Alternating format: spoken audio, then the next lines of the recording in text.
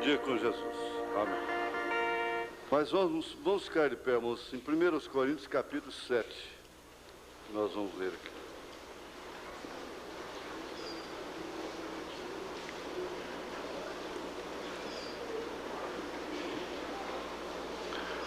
Ora, quantas coisas que me escrevestes, bom seria que o homem não tocasse em mulher. Mas por causa da prostituição, cada um tenha a sua própria mulher e cada uma tem o seu próprio marido. O marido pague à mulher a devida benevolência e da mesma sorte a mulher ao marido. A mulher não tem poder sobre o seu corpo, sobre o seu próprio corpo, mas tem o marido. E também da mesma maneira o marido não tem poder sobre o seu próprio corpo, mas tem a mulher. Não vos defraudeis um ao outro, senão por consentimento mútuo, por algum tempo, mas para vos aplicardes a oração, e depois ajuntai-vos outra vez, para que Satanás vos não tente pela vossa incontinência. Senhor Deus, essa Bíblia está ocupada com tudo que está relacionado à vida eterna e também a esta vida, à dimensão humana, ao casamento, à criação dos filhos, à ordem, conduta e doutrina das pessoas, do indivíduo, da igreja. Por isso, todos ficam inexcusáveis diante do Senhor. O Senhor não é um Deus de mitologia. O Senhor não é um Deus de enigmas indecifráveis, os quais, não sendo interpretados, causam morte. O Senhor não manda juízo algum sem antes avisar. Todo homem está inexcusável diante do Senhor, pela própria natureza, que é uma Bíblia aberta. Nós estamos aqui aprendendo desta Bíblia. Sabemos que nunca vamos aprender tudo. E oxalá que puséssemos em prática tudo aquilo que sabemos. Isso seria o suficiente para sermos pessoas ideais, idôneas, responsáveis em todas as nossas obrigações, em todos os nossos atos, muito especialmente na obrigação do marido, da esposa, do pai, da mãe, do filho. Em nome de Jesus Cristo, nós suplicamos as bênçãos que nós necessitamos, não as que queremos, mas as que nós necessitamos. Amém. Amém. Assentai-vos. Mas vamos ver aqui, começando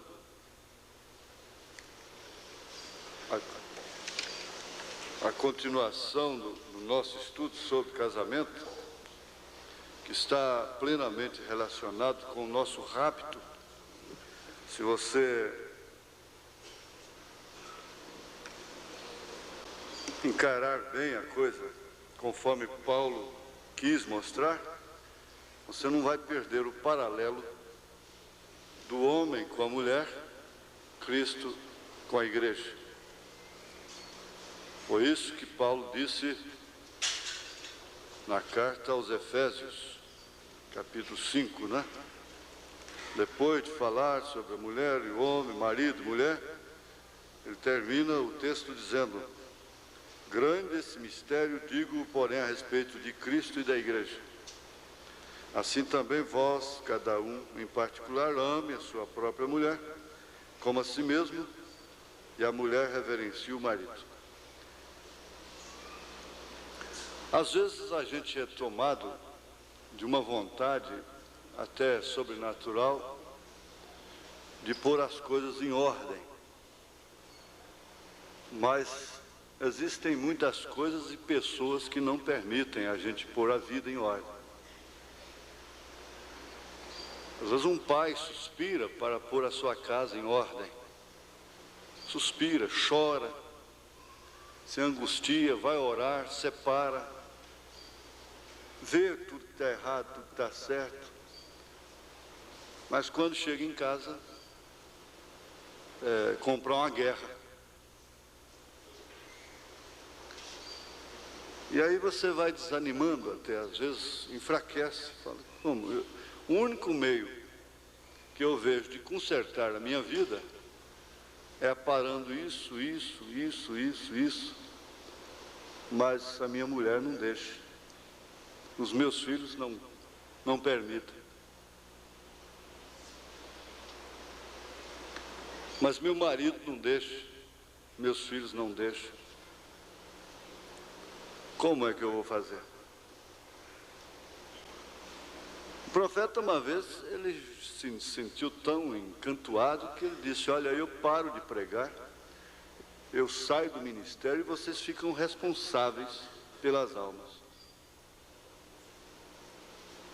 Vocês vão ficar responsáveis.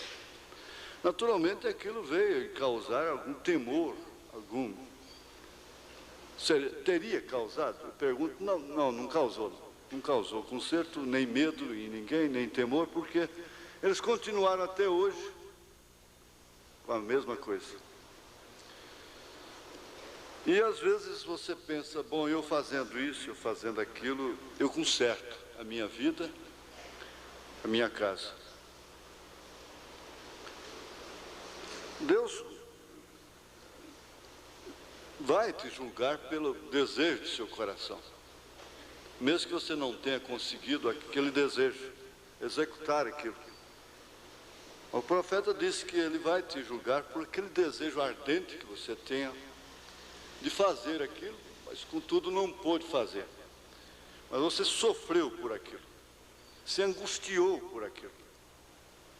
E ninguém melhor do que Deus conhece realmente aquilo que nós anelamos, desejamos ardentemente, como Pedro disse, Paulo também disse, desejando ardentemente aquele leite puro. Nós estamos aprendendo a cada dia que a pessoa não pode ter uma boa saúde se não tiver uma boa alimentação. Agora, boa alimentação não é mesa farta, você sabe disso. Não é muito arroz branco, muito macarrão branco e carne e coisas. Isso não quer dizer alimentação boa. Aliás, ali está uma alimentação péssima. Tem gente morrendo mais de comer do que morrendo de fome. O problema da fome, ele é localizado. Agora, o que se morre de infarto cardíaco por obstrução das coronárias, causado pela gordura animal, pelo refrigerante, pelo arroz branco, pelo açúcar e assim em diante, não está escrito. Mas não adianta, você pode mostrar, não adianta. Como as pessoas desprezam a mensagem da hora, desprezam e até ironizam aqueles que primam por uma alimentação original, integral. E fica cansativo, fica enjoado, e fica sendo um pássaro raro ali na caravana, não é? E dando trabalho. Então é melhor, joga aquilo para um lado, esquece disso, e enterra a cara numa expressão popular, na comida, do jeito que está.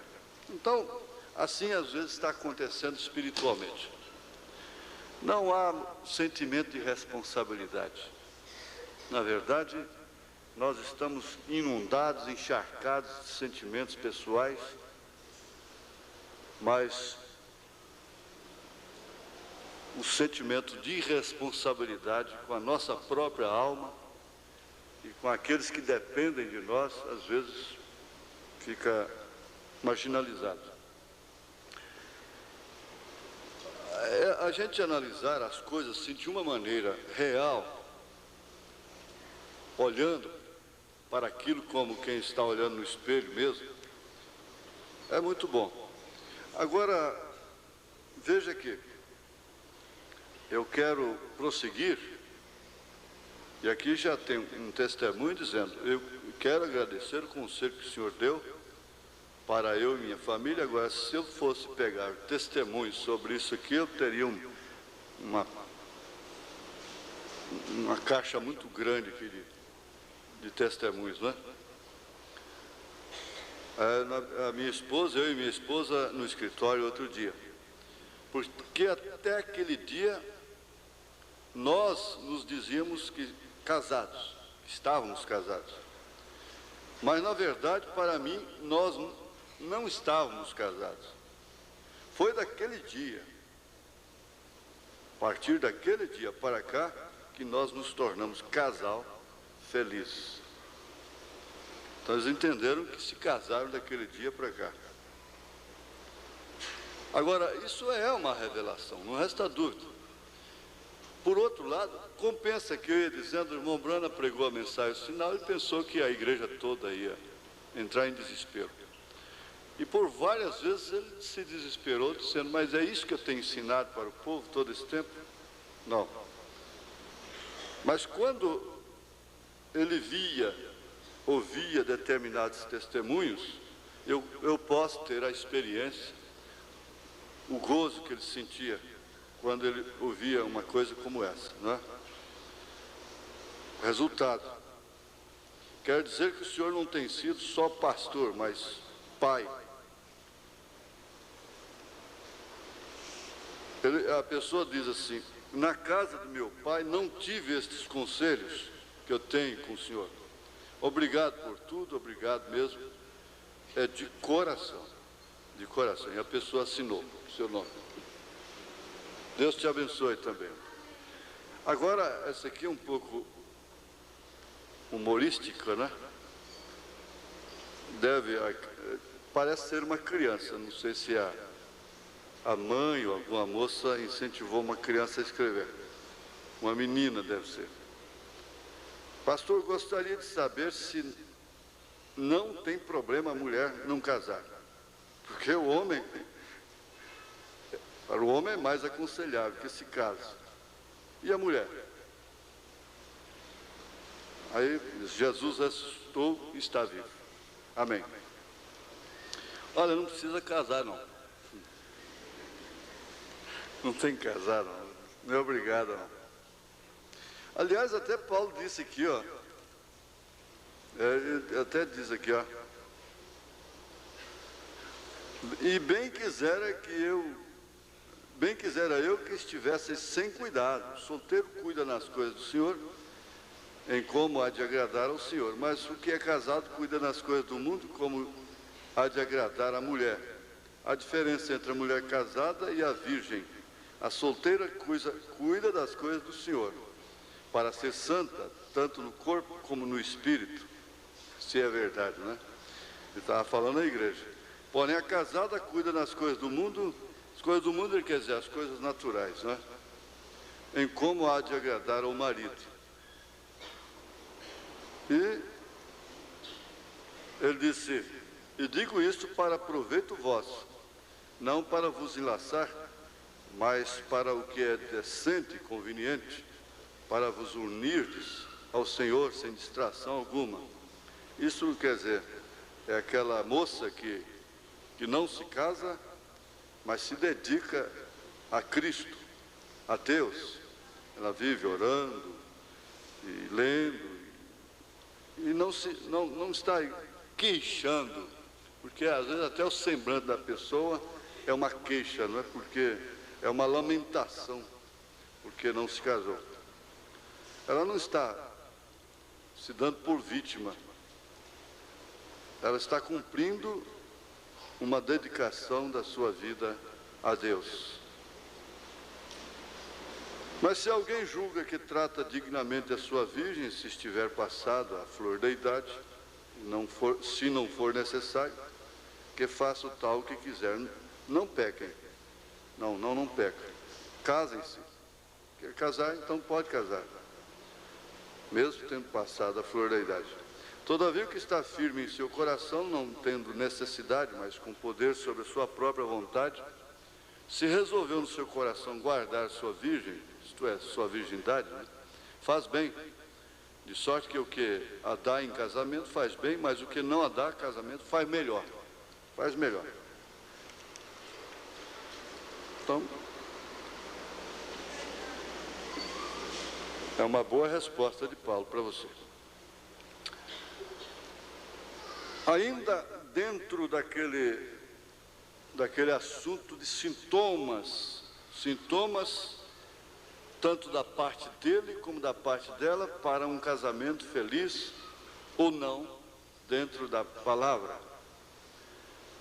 Sintomas legais, bem entendido, entenda, sintomas legais, objetivos, quer dizer, externos, coisa que a pessoa pode até manufaturar, você vê, é aquilo que você vê, você não vê o coração.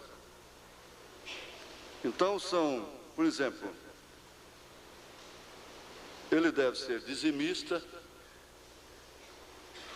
O termo é, se você quer ser infeliz na sua própria consciência, case-se com uma pessoa que não é dizimista, não respeita e nem honra o dia da ressurreição, que é o primeiro dia da semana, não frequenta as escolas dominicais, não respeita os pais, se associa, olha, presta atenção, isso é linguagem de Paulo, hein? Se associa e come com maldizentes, com pessoas, crentes de fronteiras, que vivem só condenando diáconos, condenando a igreja, preocupados com o dinheiro da igreja, pastor e com irmãos e coisas assim. Se associa e come com maldizentes. Você vê uma moça que dormindo na casa dessas pessoas, ela não vai dar uma boa mulher, não. Pode sair fora dela, comendo dessas pessoas. São crentes de fronteiras. Você nota facilmente que essa pessoa tem facilidade para brincar, é extrovertida para tudo, mas quando pede para orar, é um nervo terrível. Essa pessoa não tem familiaridade com Deus através da oração. Para fazer tudo, é extrovertida, é disposta, brinca e insinua brincadeiras e coisa. De repente, não come sem orar, sem dar graça. Isso é o externo, bem entendido. Você pode casar com um lobo que faz tudo isso, mas é o externo. A pessoa que não é aciada, não tem determinados cuidados com sua boca, nas palavras e no asseio bucal, com sua roupa, não é questão de ser pobre, não, é aciada. E que não demonstre potencial para esses 6 pontos que nós estamos estudando, para um casamento normal. Olha, veja aqui, ó. Atração poderosa entre os sexos, porque é biologia. O casamento não pode ser espiritualizado. Isso é heresia, diz o irmão Branham. Então você espiritualizar casamento é uma heresia. Aí eu vou me casar, mas assim, minha vida tem que ser intocada pelo marido, pela mulher. Olha, o casamento, Paulo disse aqui, que ele vem satisfazer uma condição biológica, que é por causa da prostituição. Então o cristão não precisa, não tem porquê, o homem não tem porquê se prostituir, a mulher se prostituir, não é? Não tem porquê, porque ele tem uma esposa, ela tem um marido, então não há necessidade, não há incontinência para aquilo, porque nós lemos aqui, ó, não defraudeis um ao outro, senão por consentimento mútuo, por algum tempo, para vos aplicardes a oração e depois ajuntares outra vez, para que Satanás vos não tente pela vossa incontinência.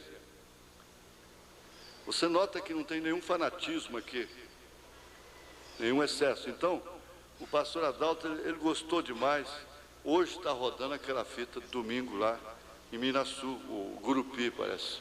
Eu ontem estive com ele em Minaçu.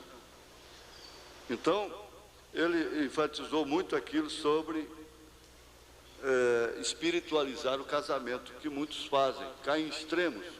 Então não pode tocar um no outro. E isso é errado, porque o casamento já veio por uma ordem biológica desde o Éden.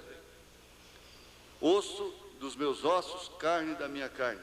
Não é bom que o homem esteja só, etc, etc. Agora, o amor. Aí nós pegamos, foi a estatura do varão perfeito, parágrafo 15, não foi? E vocês estão bem familiarizados, é um termo que eu estou usando demais, mas não dá para desgastar, cansar. Familiarizados quer dizer conscientizados, conhecendo bem aquilo, que não se deve casar sem esse amor, porque isso aí atinge a parte psicológica da pessoa. Então não é uma atração, não é por conveniência, não é por vontade dos pais, não é de terceiros, não é? É por amor acompanhado dessa atração. Veja que isso aqui não são 6 itens, mas é um item composto de vamos dizer, 6 requisitos, não é? Imprescindíveis para um casamento normal, bem entendido. Nós estamos estudando o casamento normal e o casamento neurótico, que pode ser duradouro também. Então, veja lá, que Davi fez um casamento neurótico com a filha de Saul. Ele não teve como ir ao fim. Você não tem que ser entregue a esse tipo de coisa. Por quê? Porque o amor sana. O amor, ele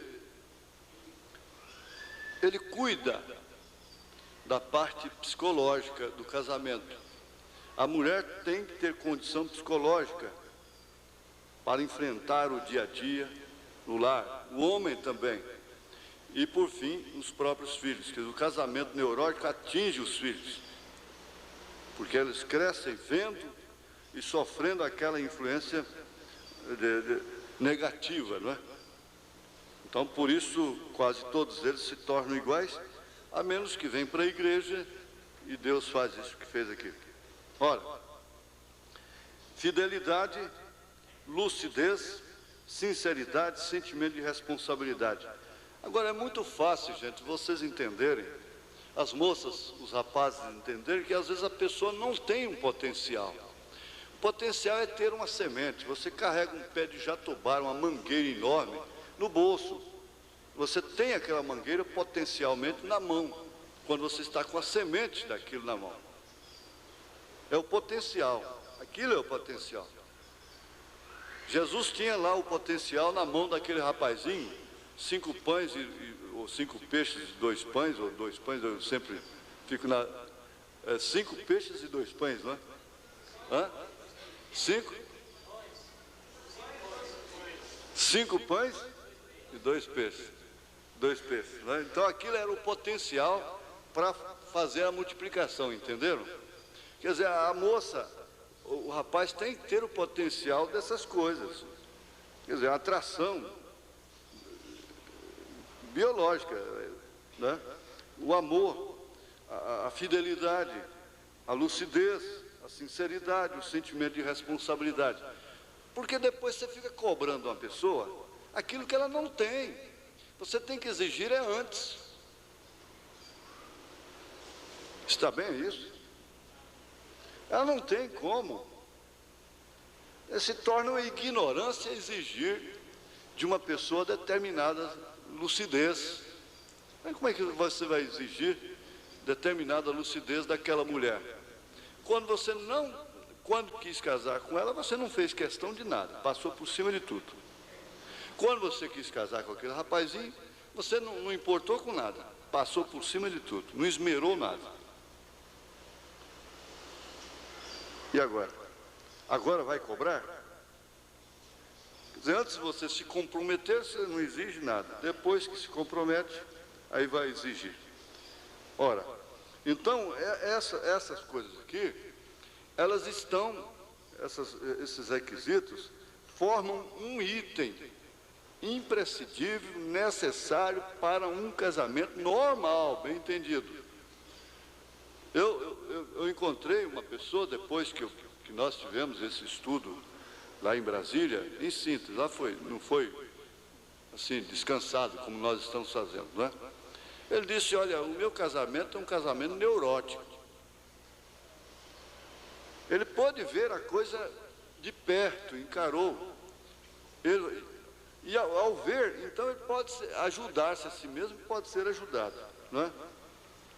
Agora nós vamos dando sequência, analisando aqui esses requisitos, da maneira técnica, como está aqui. Atração entre os sexos. O amor do casal, ele é constituído inicialmente, preste bem atenção, inicialmente, da interação que se estabelece em nível físico, preste bem atenção, em nível físico, determinado pela atração mútua. Ora, isso é uma verdade, você passou por tantas moças, às vezes até mais bonitas, rapazes, até mais elegantes, coisa e tal, assim, mas houve uma atração. Eu não posso entrar muito na parte íntima disso aqui, mesmo tecnicamente falando, mas Deus é tão grande, Ele estabeleceu tantas leis que nós desconhecemos, mas não é porque as ignoramos que elas deixam de existir, como esse caso da parte biológica e psicológica. Elas existem, e daí? A ignorância disso vai nos livrar das consequências que os choques com essas leis trazem sobre as pessoas? Não livra. Agora, muitas, não as conhecendo, mas usufruem de estarem enquadrados com essas leis, mesmo não conhecendo-as. Usufruem inconscientemente também. É a mesma coisa se você fosse levado aí numa altura qualquer e você nem soubesse, pelo menos, o que é um paraquedas. E está amarrado uma coisa no sei lá e você sabe que vai morrer. Mas de repente o paraquedas abre e você vai descendo lentamente e de repente você está lá no chão, sem morrer, sem se quebrar todo. Você não sabia daquela lei, mas ela te protegeu, porque ela existe. Não é verdade? Então, essas coisas, elas existem. Ignorá-las não quer dizer que nós estamos perdidos por isso, mas nós sofremos consequências que às vezes são irreparáveis. Então, deve existir essa atração física, que você sabe que existe. Não adianta você querer espiritualizar. Às vezes tem uma moça que é um caráter excelente. Mas você não tem que casar com uma pessoa só porque ela é boa. Como é que faz? A única coisa que te atrai nela é o caráter. Não pode ser. Agora, o profeta disse assim, que pelo tipo de mulher que você escolhe, você mostra o seu caráter. E pelo tipo de homem que ela escolhe, ela também está mostrando o caráter dela.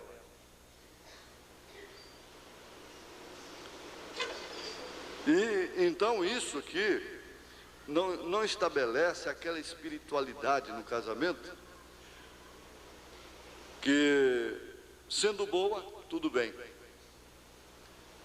Mas não existe atração nenhuma, exceto ela ser boa, ser trabalhadeira. Você diria, bom, esse é um dos requisitos indispensáveis. Eu jamais me casaria com ela, mesmo tendo atração por ela, se ela não fosse de bom caráter, se ela não fosse trabalhadeira, se ela não der conta do recado, né? Eu não vejo condição nela, eu tenho uma atração por ela, mas eu não vejo condição nela. Eu tenho uma atração por ele, mas eu não vejo condição nele que o meu íntimo exige. Então, se torna uma coisa, por isso que o profeta disse, todo tanto que você orar, é pouco. Você pode comer muito, falar muito, mas todo tanto que você ora sobre o casamento é pouco. Agora, veja, ele é uma das condições necessárias para a felicidade intercambiada do casal, porém não é a condição suficiente, essa atração mútua. Ela não é tudo, não resta dúvida. E ela vem preencher exatamente 1 Coríntios 7, de 1 a 5. Aí. Exatamente isso. O diálogo sexual não esgota as outras formas de diálogo geral. Eu gosto desse estudo por causa disso. Ele não choca com a palavra de Deus, não choca com a parte espiritual da igreja, do crente. E analisa de uma maneira, vamos dizer, social, né? A parte social da igreja, de uma maneira fundamental, correta. Ora, o diálogo não é só o sexual, é claro. Porque deu certo nisso, tudo bem, isso é a grande parcela para uma felicidade conjugal. Mas não é tudo. Com licença da expressão. Quer dizer, se há diálogo na cama, tem que haver diálogo na mesa. Há um diálogo na mesa, tem que haver o outro lá dentro. E lá no quintal tem que haver diálogo. Em todas as partes tem que haver diálogo. Agora, a falta do diálogo é que forma a contenda e vem o desgaste. O desgaste. Abrangendo até a parte moral. Porque todo problema que seu marido enfrenta, você tem a arma do diálogo com ele. Todo problema que sua mulher enfrenta, você tem a arma do diálogo com ela. O médico cura-te a ti mesmo, esse é um provérbio mais certo que existe para mim. Mas eu tenho que ensinar o que é a verdade, não é? Então, todos os problemas com filhos, a arma é o diálogo. Se chega até a correção, o castigo, mas é com o diálogo. Essa coisa de nós sermos estúpidos e autoritários e pensar que nós, para manter a nossa posição de marido, de pai, tem que ter força, tem que ser autoritário, isso não funciona mais. Isso já passou do tempo. Agora o irmão Brana disse, eu estava numa grota sozinho, onde corre uma água, uma aguinha fazendo um barulho assim, gostoso, entre as pedras, e eu ali sozinho, disse, agora se aparecesse uma onça aqui e fizesse assim com os dentes para mim, né? Aí disse, agora eu iria usar uma arma com ela, eu ia tentar, ela comia meu fígado, eu tinha que tentar, não é? Isso é aquele pensamento ali.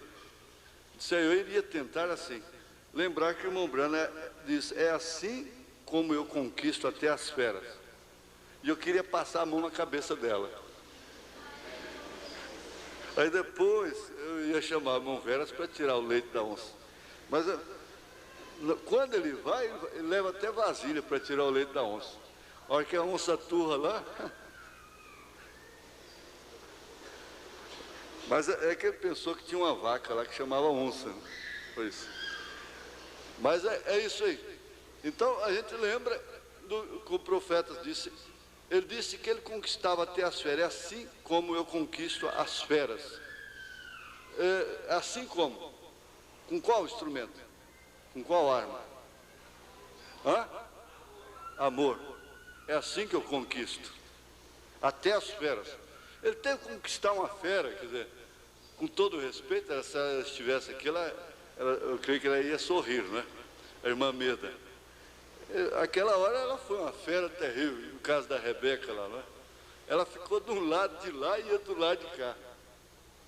E ele teve que conquistar a mãe primeiro, para salvar a filha, a própria filha. Ele teve que conquistar a mãe.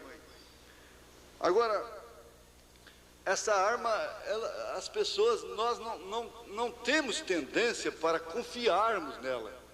É o diálogo. Existe o diálogo em silêncio, em olhares. Você está em diálogo com ela há muito tempo, desde antes de casar, até pelos olhos.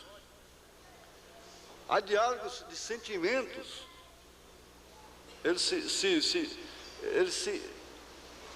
se derramam um para o outro. É isso aí que faz a coisa.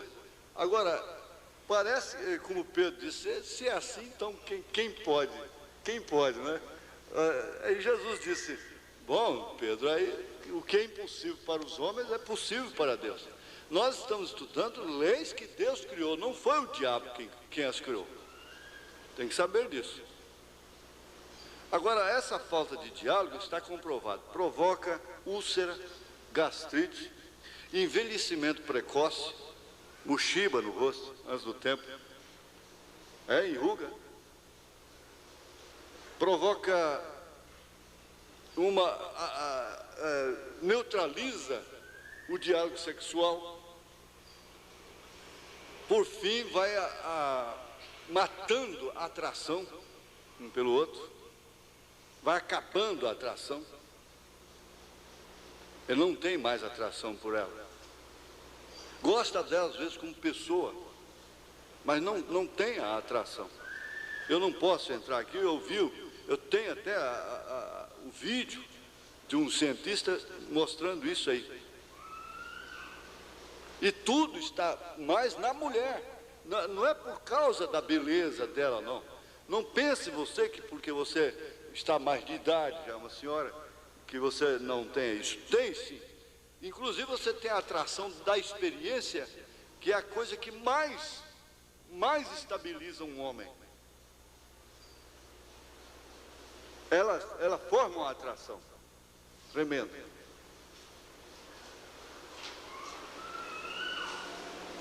Então, o diálogo sexual não esgota outras formas de diálogo geral da vida. Sentimental, veja, intelectual e espiritual. Quer dizer, então, se não pode espiritualizar o casamento, mas também não pode deixá-lo de uma maneira inteiramente carnal, natural. Aí por isso você vai ter cultos domésticos. Um filho pode ser gerado em louvor, em gratidão, com oração. Se você acha que você está pecando naquela hora, você tem que virar as costas para Deus naquela hora, então é pecado. Você pode fazer naquele momento um momento de culto, de louvor, e gerar um filho sob espírito de louvor e de gratidão, pedindo a Deus um espírito de vida, de bênção sobre ele. Uma gestação feita sob diálogo sentimental, intelectual, espiritual, traz filhos sadios em todos os aspectos. Uma gestação sob neurose, um casamento neurótico, traz filhos neuróticos, doidinhos, escabiciadinhos, nervosos, rebeldes.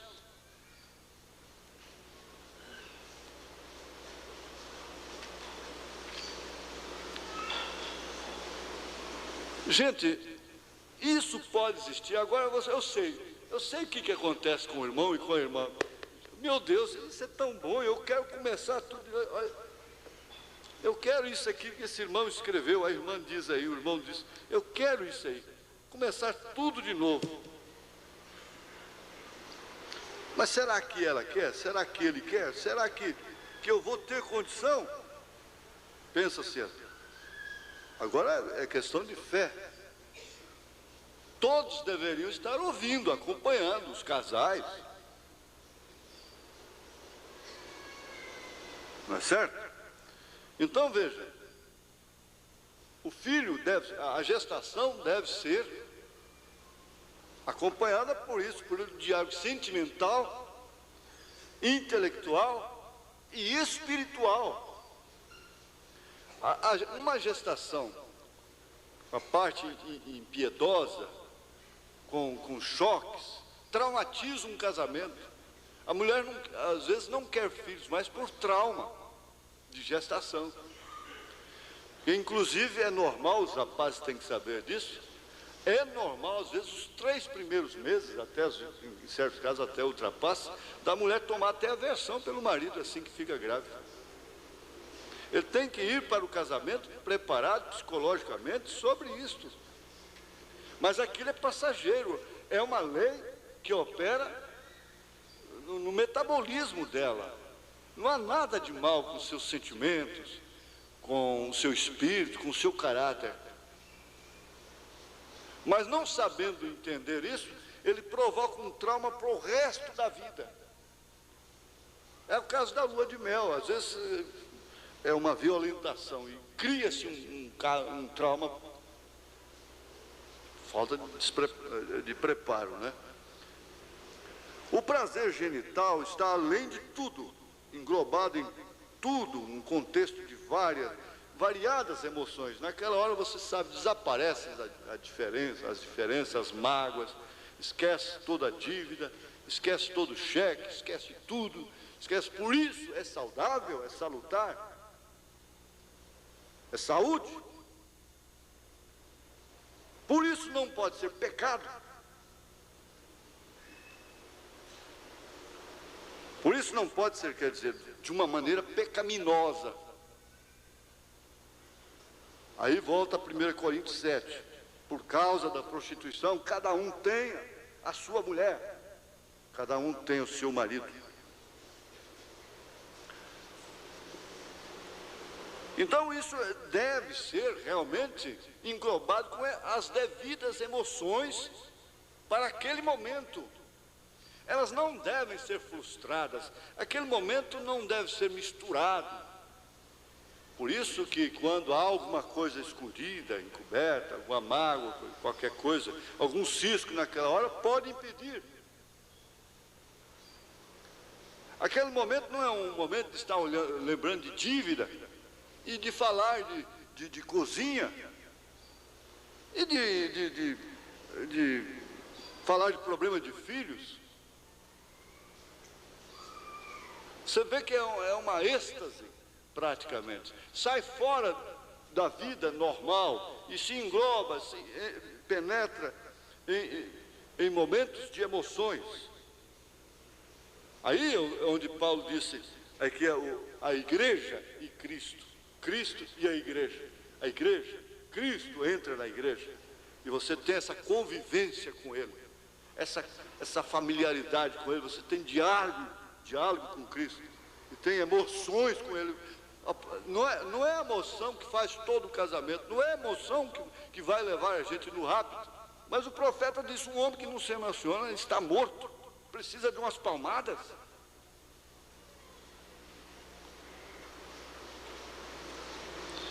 O que dá todo valor à atração física no casamento é o amor.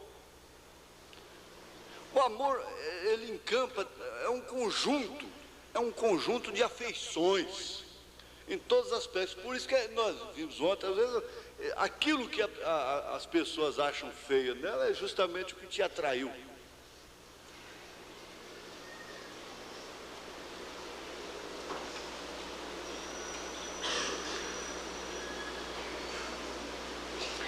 É o amor que deve reeducar. O amor reeduca, começa uma nova vida. A ignorância dos pais, a vã maneira que os pais nos deu de viver, é resgatada, ela é reeducada.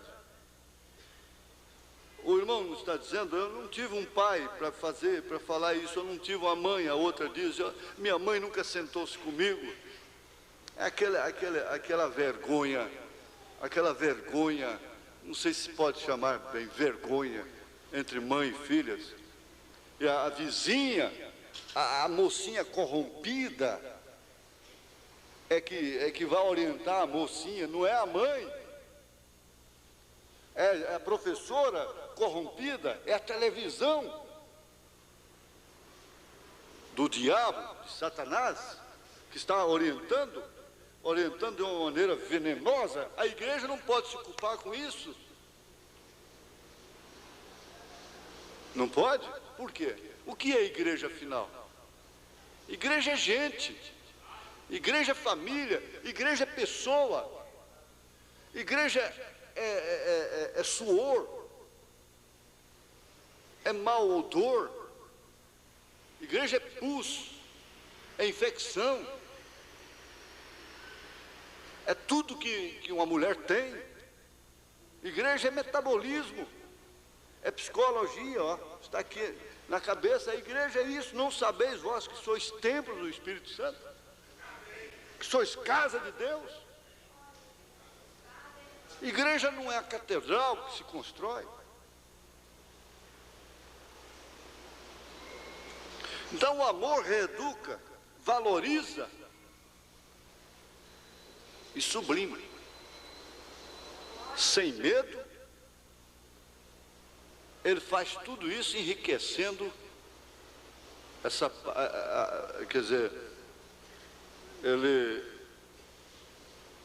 ele faz da sexualidade uma coisa sublime, limpa, emocionante, refrigerante. Esse é o que ele faz. Agora vem, depois dessa atração, nós vemos aqui, se trata mais propriamente do amor. O amor conjugal é formado de uma série de harmonias que ao longo da vida se revigoram umas com as outras. São elas: ternura, a curiosidade, veja, mas por que a curiosidade? Aquela curiosidade capciosa, a curiosidade especuladora, ela é maligna, não resta dúvida. Mas ele vai às profundezas, ele quer ir às profundezas, ele tem curiosidade para ir às profundezas da felicidade. A pessoa que não é curiosa nesse sentido, ela se torna fria, indiferente. Ela não estuda os sentimentos da outra com a qual ela convive. Ela não tem curiosidade, que vai até descobrir realmente o que faz a pessoa feliz. E há uma certa característica no homem perfeito, o homem completo, que ele só é feliz se ele fizer a mulher dele ser feliz, se ele ver que a mulher dele está feliz, então ele é curioso a seu respeito. E ela é um campo tão grande, tão profundo, que ele passa a vida toda sofrendo as emoções dessa curiosidade. E cada dia ele descobre nela mais valores.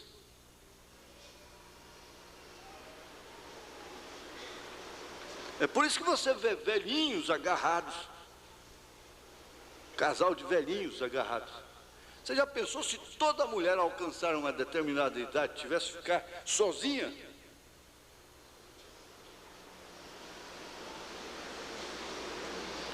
Agora, isso é de ambas as partes.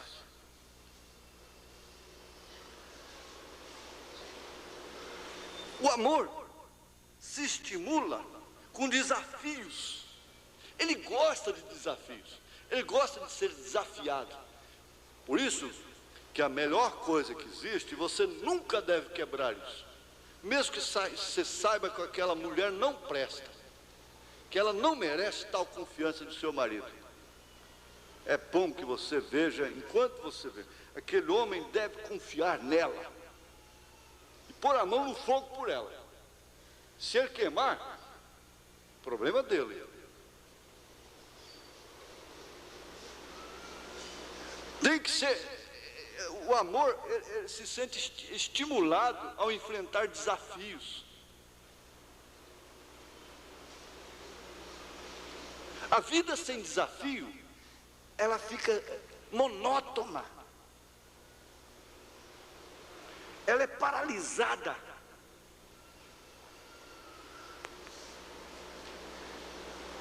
Então você está constantemente enfrentando desafio.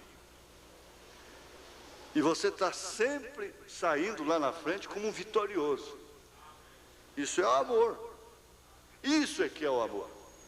O amor não é nesse conjuntinho de rosas brancas e vermelhas e bicotinha de cá e bicotinha de lá. Não é esse que é o amor. O amor é aquele que enfrenta os desafios. Ele é curioso. Ele gosta de conhecer as profundidades. E ninguém pode ir nas profundidades sem enfrentar desafios. Então ele é um mergulhador. O amor é mergulhador. Não há homens que são apaixonados para mergulhar no fundo do mar e até morrem lá. O amor é assim. Ele vai lá nas profundezas. Eu já estou usando a linguagem de Paulo. De Salomão. Cantares de Salomão. Está escrito.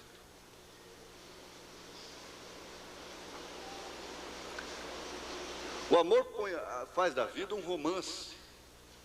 Cada pessoa tem um romance na sua vida. E ela é seu romance. Ele é o seu romance.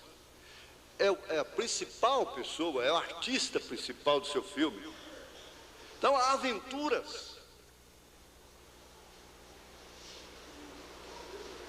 que até arriscam, né? Então veja, ternura, curiosidade, desafios que a todo momento devem ser renovados. Aí que está a coisa agora.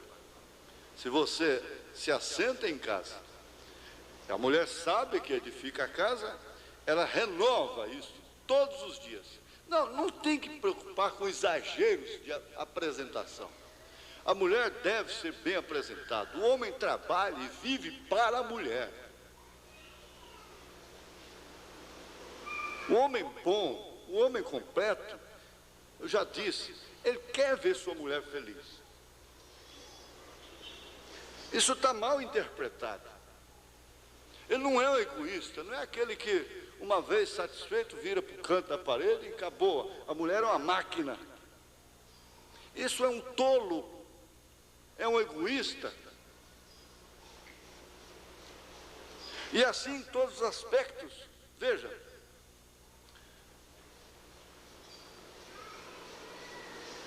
Ternura, não precisa comentar porque vocês sabem muito bem. Curiosidade, desafios que a todo tempo devem ser renovados. E você, mulher, entende isso? Olha, até a maneira que você vai caprichando na comida, no sabor da comida, porque isso, a mãozinha pesa, diz, eu não gosto de tal coisa. Por quê? Por que ele não gosta? Ele não gosta porque tal coisa não é feita como deveria ser feita. É só aquilo todo dia e não procura, não tem interesse de aprender. Eu tenho encontrado pessoas, eu levo arroz integral e digo, irmão, eu não dou conta de fazer não, eu não dou conta não. Gente, isso só pode ser um demônio que não quer que o povo coma arroz integral. É Satanás. É uma preguiça, é um relaxo, é uma irresponsabilidade. A irmã lá com a bruta aderência, eu falei, pois se a senhora estivesse comendo arroz integral, tem vitamina B. E o outro da maleita, o fígado estraçalhado, se você estivesse comendo arroz integral, ele tem vitamina B. Porque você tomou antibiótico demais. Mas não pode, porque eu não gosto, porque é difícil, porque preguiçosos. Me perdoe, desculpa. Mas aqui está. Às vezes eu saio da linha, né? Sai da linha. O trem não passar em cima, às vezes, né? Assim, que passa em cima de mim e me esbagaça. Veja aqui, ó, nós vamos chegando aqui para uma parte muito profunda. Isso deve ser renovado. Mas você sabe que é, o homem sabe que é. Como há coisinhas que fazem a conquista diária dele, há coisinhas também que é a conquista. Não é certo? Detalhezinhos que renovam a cada dia. Mas isso fala perfeitamente da vida da igreja de Cristo. Cristo é a igreja.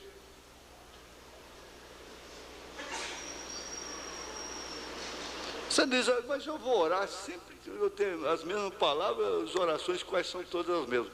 E quando você vai comer, o que é? Hein?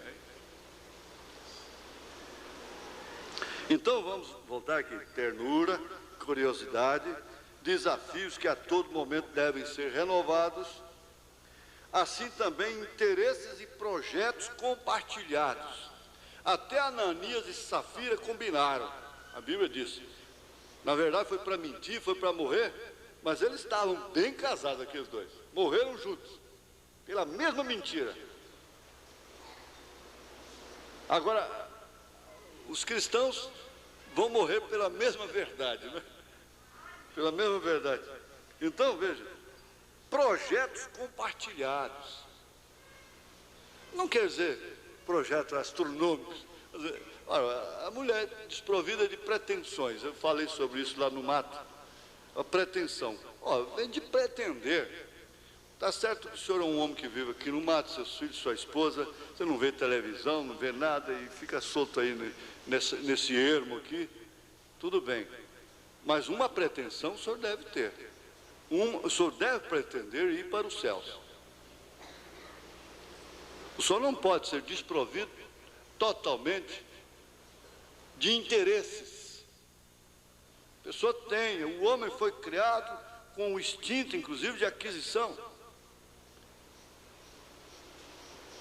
Não é certo? Então, veja aqui, esses projetos compartilhados, porque o casamento normal é um casamento compartilhado. Isso tira fora o espírito do machismo, do extremo que era antes e do extremo que caíram hoje, não é? Agora, esses interesses e projetos compartilhados, inclusive desejos até mesmo de filho.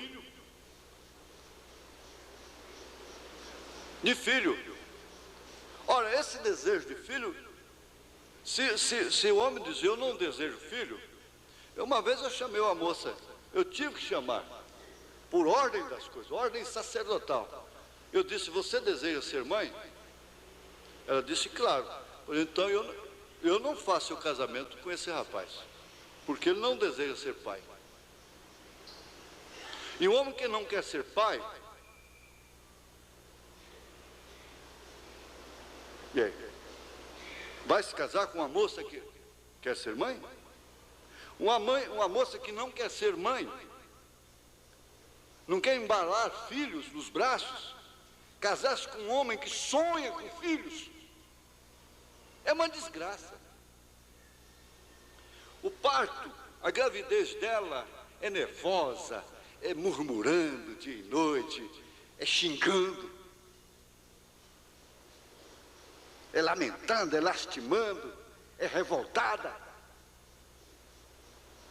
Ela não quer filhos. Ele não quer filhos. E você quer. Ela quer e você não quer. E aí, por que casar? Já é um jugo desigual. Não vai ser compartilhado os seus desejos. Há desejos que devem ser os mesmos. Não é porque você deseja torta de maçã e torta de morango, isso não separa casal, não. Eu vou fazer a tortinha de maçã dele, ele é idiota mesmo, eu como a minha de morango. Pronto. E vou caprichar. Fazer a ter a melhor possível. Deixa, então tá bem. Mas há desejos que têm que ser compartilhados, gente. É normal que o homem sacrifique mais os seus desejos pela mulher. Esse é o verdadeiro macho. O homem é aquele que sofre, arrisca, sacrifica-se pela mulher, porque assim foi que Cristo fez. Ele morreu pela mulher.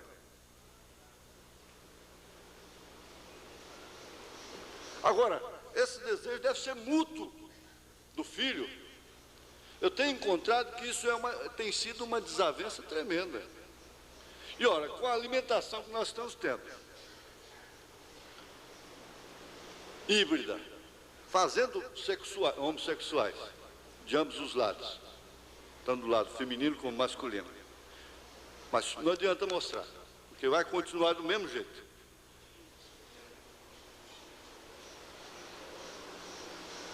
Com esse tipo de coisa que nós estamos enfrentando de ordem espiritual, ordem moral e ordem física, biológica, psicológica, o que é que se pode esperar? É que a mulher quer filhos? Ela não quer.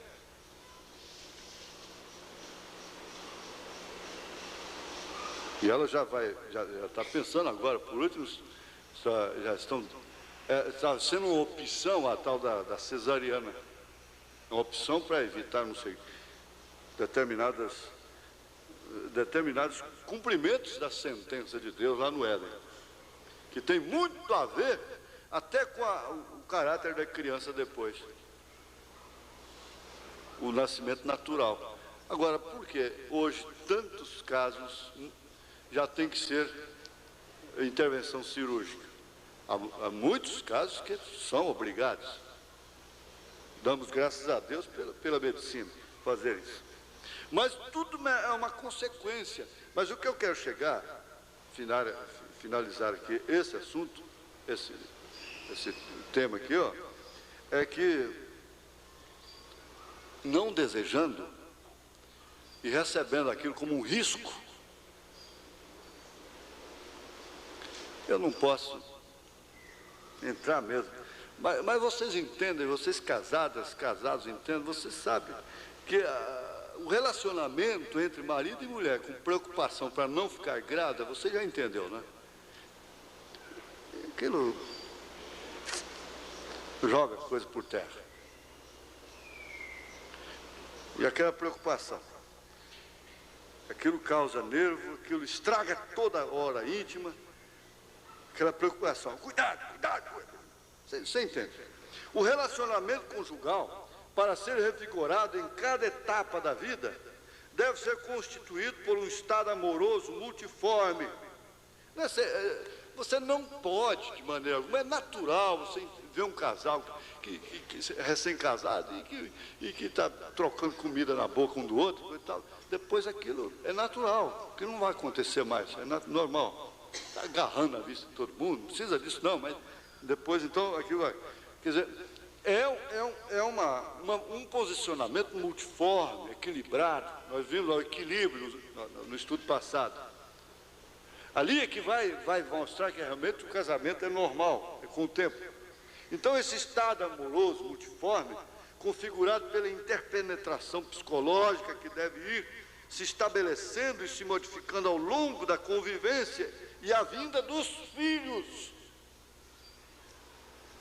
Porque os filhos são resultados. Devem ser, pelo menos deveriam ser, ou devem ser, resultados de uma vida amorosa. Poucos podem dizer, esse filho é um resultado de amor. É o fruto do nosso amor.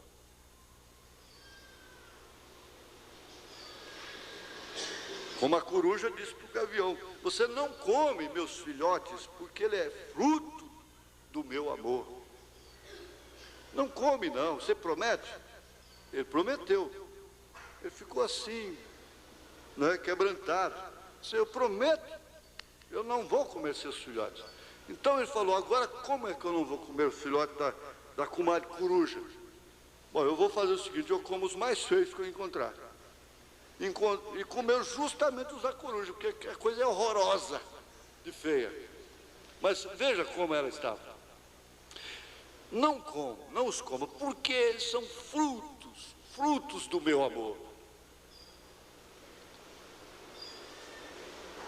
Não houve nenhuma contrariedade. O curiango a gente vê lá no mato, estava vendo lá, ele bota o ovo lá, não deita em cima, né, só fica vigiando. Como é que choca aquilo, irmão Zé Maia? Bota um de galinha lá, apodrece, né? Mas é fruto do amor dele.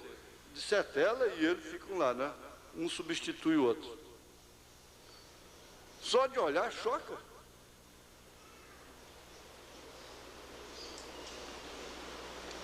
Então, na vida conjugal atual, é necessário abrir espaço para o amor, para que se organize verdadeiramente. Então o casal será um casal conjugal, um casamento compartilhado, normal, equilibrado, sem excessos, sem variedades. Para a solidez e duração da união conjugal, tão necessária nos dias atuais, o caminho é amizade, amor. É mais seguro. Esse, ninguém pode, porque amizade, você sabe, amizade é uma das melhores coisas que existem quando essa amizade é realmente bem aplicada, é mútua, é recíproca, é no espírito cristão. Agora, não se dá um casal normal se não são amigos. Um amigo quer o outro para todos os momentos. E nós já aprendemos lá atrás que ela fica fazendo parte da sua subjetividade. E como foi lembrado, Pedro dizendo que o homem coberto no coração, mesmo estando ausente, ela está presente. Mesmo estando ausente, ele está presente, porque ele está nela, ela está nele. Digo, porém, a respeito do mistério de Cristo e a igreja. Ele está nela, é o mistério tríplice: Deus em Cristo, Cristo na igreja e a igreja no reino restaurado. Essa vida conjugal aqui é um natural que fala do espiritual.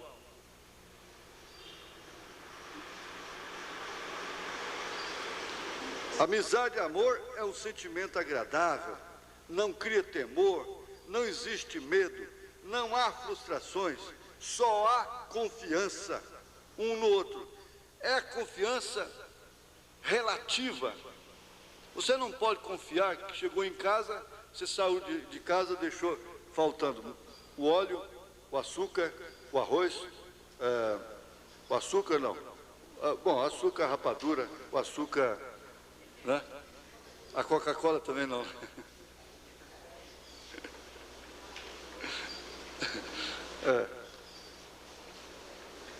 Como é que vai ser? Você pode confiar? Aí, Moisés, você chega em casa, saiu, chegou a mulher, já conseguiu açúcar, arroz, feijão, batata, cebola. Bom, eu confio nela. Ela tem que confiar no você. Ele vai trazer o óleo, ele vai trazer o feijão, ele vai trazer o arroz, não é? Ela é relativa, essa confiança. E sabendo que ela é humana, sabendo que ele é humano, que nós estamos dentro da dimensão humana. Então, dentro desses limites, ela é absoluta, ela é completa. Então não cria temor, não cria suspeita. O amor, veja, agora Paulo diz aqui, ó, ele não se porta, ele é sofredor, ele é benigno, ele é caridoso, ele não é invejoso, ele não trata com leviandade, não se ensoberbece, não porta com indecência, não se porta com indecência, não busca os seus interesses, não se irrita, não suspeita mal, não folga com a injustiça, mas folga com a verdade. Ele tudo sofre, ele tudo crê, ele tudo espera, ele tudo suporta. O amor nunca falha.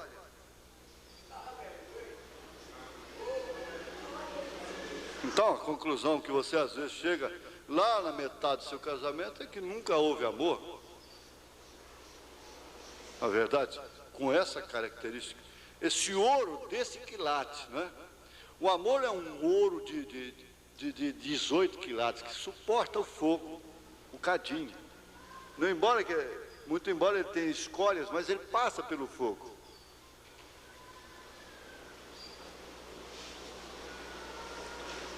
Então a interpenetração psicológica cria gostos comuns que por fim, coisa que você não gostava, você passa a gostar. Lugares que você não gostava, está à margem de um rio, de um córrego, no mato, você nunca pensou, mas que estupidez, como é que pode ser? Pousar, dormir, cozinhar, comer no mato, à margem de um córrego, de um rio? O que é isso? Mas você vai, daí a pouco você sente, daqui a pouco, aquele que vai se tornando gosto seu também. A mulher não fica muito distante em gostos com o marido, não, gente. Ela vai sofrendo vai havendo uma interpenetração psicológica nela. Se esses refrigerantes fazem o gosto, e o gosto do homem que fuma, e coisas assim, psicologicamente, ora, uma vida influente influencia a outra. Então ela não vai viver num extremo e o marido no outro. Ele não vai viver num extremo e a mulher no outro extremo. Ela influencia ele. Ela revigora os seus ânimos. Ela, sem linguagem, ela mostra que ainda há uma vida pela frente. Então, afinidades em diversos planos, centros de interesses e terrenos de entendimento comum, tornando possível encontrar-se, depois reticência, encontrar-se também, de um modo geral, fora da cama.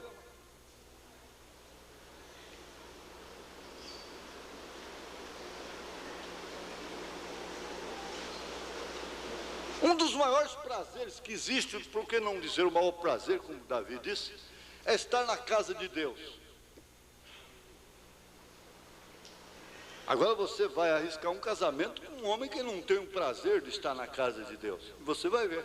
O que é você estar na escola, não ver seus filhos, não ver sua mulher, não ver seu marido, nem nada, ouvindo uma palestra que você disse, oh meu Deus, por que não está aqui? Por que não vem? Por que não veio? Por quê?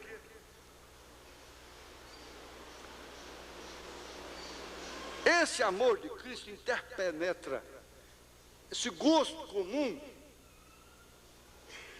de Deus, do Espírito Santo, na sua igreja.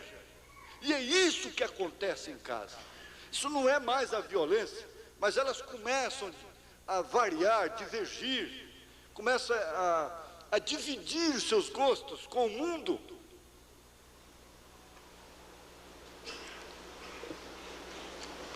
Conclusão. Só mais um pouquinho aqui, ó, porque depois não dá mesmo. Aí, domingo que vem, se Deus permitir, nós vamos estudar fidelidade. Conclusão. A interpenetração física e a interpenetração psicológica são necessárias como base da união duradoura. Você precisa conservar isso. Botar água no pé dessa árvore, senão ela morre. A árvore tem que ser regada, tem que ser molhada. Por isso que Rebeca teve um casamento bom, porque ela começou pela água. Ela casou com o amor que era Isaac, filho da fé, que era Abraão. E a primeira coisa que ela fez em direção do seu casamento foi dar água para os camelos, para o mensageiro de Abraão. Aí que o irmão Branham disse, você precisa regar o Espírito Santo na sua vida. E não deixar que seus sentimentos venham se divergir com o Espírito Santo. É possível sair, é possível brincar, é possível ter lazer, é possível ter tudo dentro dessa dimensão humana sem contrariar, sem entrar em choque com o Espírito Santo. Mas eu estava dizendo para o irmão, disse, olha, é só sair para lazer, a primeira coisa que pega é um espírito de liberalidade nos trajes. Então ele já acha que já pode ficar com um calçãozinho imoral no meio de irmãs, de mulher. Ela já acha que já pode pôr biquíni, porque uma mulher não anda de biquíni na avenida, mas chegou na praia, estando na praia pode. Não é verdade? Então cai um espírito de liberalidade que choca com o Espírito Santo. Não quer dizer que você tem que estar lá no mato de gravata, paletó. Espera aí. Mas em todo campo existe uma coisa mais decente, uma bermuda, uma coisa, corta uma calça jeans ali no joelho, e não fica aquela coisa imoral ali no meio das irmãs, das moças, seja quem for. É isso que tem que ser feito. É exemplo apenas, isso não é picuinha, não é exemplo apenas. É exemplo que todo mundo pode ter prazer, lazer. Irmão Brana estava lá na barraca brincando, até arremedando, bêbado. Um garrafão de vinho assim, ó, brincando, sem camisa.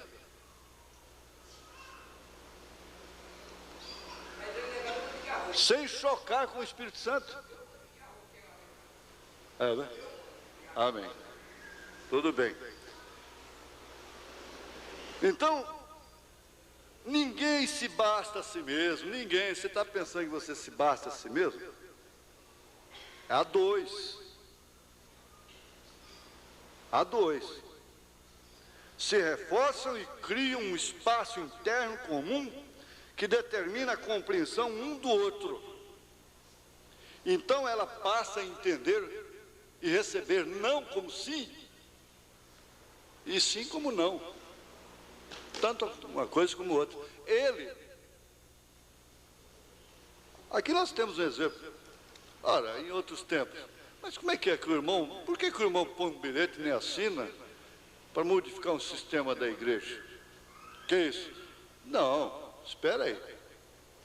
Então vamos fazer o seguinte, vamos tirar o programa do rádio para encaixar, vai diminuir meia hora, vai ser menor o cansaço. Agora, por que isso não pode ser feito em casa? É porque até uma criança, gente, a criança falou uma coisa que é certa, por que não? Por que não? Só porque ele é criança? Depois cede em coisas que não devia ceder. Ora, porque ela é mulher, então não pode emitir suas opiniões. Então, veja, chega a um ponto, determina uma compreensão tão grande um do outro, que o não do outro é o seu não. O sim do outro é o seu próprio sim. É assim que vai chegar a ser Cristo e a igreja. O profeta diz, ele é ela é ele. Então não foi ele, não foi ela. Quando chegaram àquela compreensão, então foram os dois. Valorizar-se mutuamente é elemento necessário para melhor desenvolver a amizade, o amor conjugal. Valorizar-se mutuamente. Eu já não posso mais. Terceiro comentário. Domingo que vem a gente dá uma reparadinha aqui. Laço que permite suportar a dois as dificuldades da vida matrimonial e da vida em geral. Porque em todos os dois campos há dificuldades. Não se case pensando que vai ser um jardim de rosas. Só aguinha para baixo. Amém? Deus abençoe os irmãos. Eu passei 10 minutos. Me desculpe.